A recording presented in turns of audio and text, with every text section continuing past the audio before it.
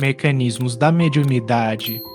11º livro da coleção A Vida no Mundo Espiritual. Ditado pelo espírito André Luiz e psicografado pelo médium brasileiro Francisco Cândido Xavier, em 1959 e lançado em 1960. Capítulo 15. Cargas elétricas e cargas mentais. Experiência vulgar.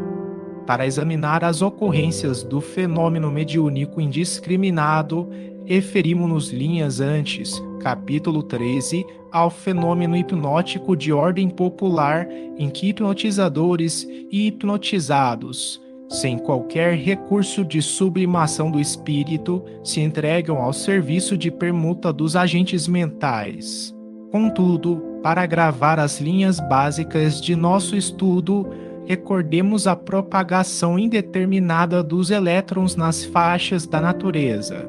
De semelhante propagação, qualquer pessoa pode retirar a prova evidente com vários objetos como, por exemplo, com a experiência clássica da caneta tinteiro que, friccionada com um pano de lã, os deixa perceber que as bolhas de ar existentes entre as fibras do pano fornecem os elétrons livres a elas agregados, elétrons que se acumulam na caneta mencionada por suas qualidades dielétricas ou isolantes. Efetuada a operação, elementos leves, portadores de cargas elétricas positivas ou, mais exatamente, muito pobres de elétrons, como sejam pequeninos fragmentos de papel, serão atraídos pela caneta, então negativamente carregada. Máquina eletrostática. Na máquina eletrostática ou indutora, utilizada nas experiências primárias de eletricidade, a ação se verifica semelhante à experiência da caneta tinteiro. Os discos de ebonite em atividade rotatória como que esfarelam as bolhas de ar guardadas entre eles, comprimindo os elétrons que a elas se encontram frouxamente aderidos. Com auxílio de escovas, esses elétrons se encaminham às esferas metálicas, onde se aglomeram até que a carga se faça suficientemente elevada para que seja extraída em forma de centelha. Nas camadas atmosféricas, as correntes de elétrons livres estão em toda a parte. Nos dias estivais, os conjuntos de átomos ou moléculas de água sobem às camadas atmosféricas mais altas com o ar aquecido. Nas zonas de altitude fria, aglutinam-se formando gotas que, em seguida, tombam na direção do solo em razão de seu peso. Todavia, as gotas que vertem de cima, sem chegarem ao chão, por se evaporarem na viagem de retorno, são surpreendidas em caminho pelas correntes de ar aquecido em ascensão e, atritando os elementos nesse encontro, o ar quente, na subida, extrai das moléculas d'água os elétrons livres que a elas se encontram fracamente aderidos, arrastando-os em turbilhões para a altura, acumulando-os nas nuvens, que se tornam então eletricamente carregadas. Quando as correntes eletrônicas aí agregadas tiverem atingido certo valor, assemelham-se as nuvens a máquinas indutoras, em que a tensão se eleva a milhões de volts, das quais os elétrons em massa, na forma de relâmpagos, saltam para outras nuvens ou para a Terra, provocando descargas que, às vezes,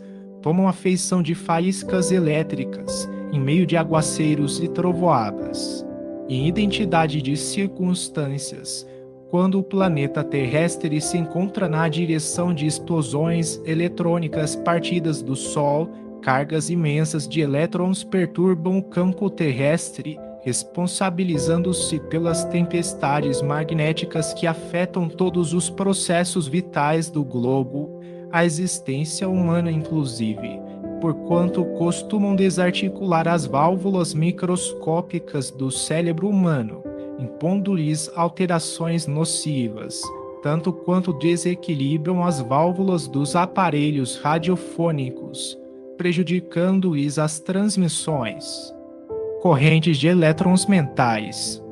Dentro de certa analogia, temos também as correntes de elétrons mentais, por toda parte, formando cargas que aderem ao campo magnético dos indivíduos, ou que vagueiam entre eles, à maneira de campos elétricos que acabam atraídos por aqueles que, excessivamente carregados, se lhes afeiçoem à natureza. Recorrendo à imagem da caneta tinteiro, em atrito com o plano de lã e da máquina eletrostática, em que os elétrons se condicionam para a produção de centelhas, lembraremos que toda compressão de agentes mentais, através da atenção, gera em nossa alma estados indutivos pelos quais atraímos cargas de pensamentos em sintonia com os nossos. A leitura de certa página, a consulta a esse ou aquele livro, determinada a conversação, o interesse voltado para esse ou aquele assunto, os colocam em correlação espontânea com as inteligências encarnadas ou desencarnadas que com eles se harmonizem por intermédio das cargas mentais que acumulamos e emitimos, na forma de quadros ou centelhas em série, com que aliciamos para o nosso convívio mental os que se entregam a ideações análogas às nossas. Não nos propomos afirmar que o fenômeno da caneta tinteiro ou do aparelho eletrostático seja igual à ocorrência da indução mental no cérebro. Assinalamos apenas a analogia de superfície para salientar a importância dos nossos pensamentos concentrados em certo sentido, porque é pela projeção de nossas ideias que nos vinculamos às inteligências inferiores ou superiores de nosso caminho, e para estampar com mais segurança a nossa necessidade de equilíbrio perante a vida, recordemos que à maneira das correntes incessantes de força que sustentam a natureza terrestre, também o pensamento circula ininterrupto no campo magnético de cada espírito, extravasando-se para além dele, com as essências características a cada um. Queira ou não, cada alma possui no próprio pensamento a fonte inestancável das próprias energias. Correntes vivas fluem do íntimo de cada inteligência a se lhe projetarem no halo energético, estruturando via aura ou fotosfera psíquica a base de cargas magnéticas constantes, conforme a natureza que lhes é peculiar, de certa forma semelhantes às correntes de força que partem da massa planetária, compondo a atmosfera que a envolve. Correntes mentais construtivas.